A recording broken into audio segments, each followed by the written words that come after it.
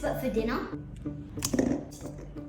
This recipe uses one of everything and you can make it as big as you need. Egg, flour, milk, that's all you need. Oh.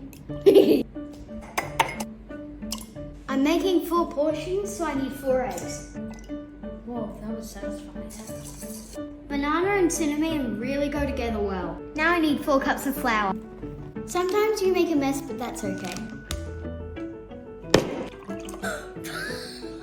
Get me! Don't spill, don't spill. That's satisfying. Because I ran out in the other bag.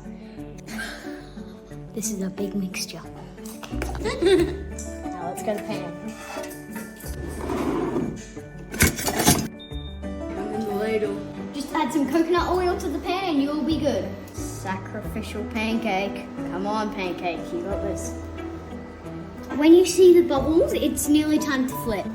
Gotta make sure you have lots of space to flip. Yeah, that is gonna be delicious. Pancake professional! Flip o'clock! That's a big juicy one. Don't forget to add your favorite fruit and maple syrup. Oh, jackpot! Here we go. And don't forget the ice cream. Good balls.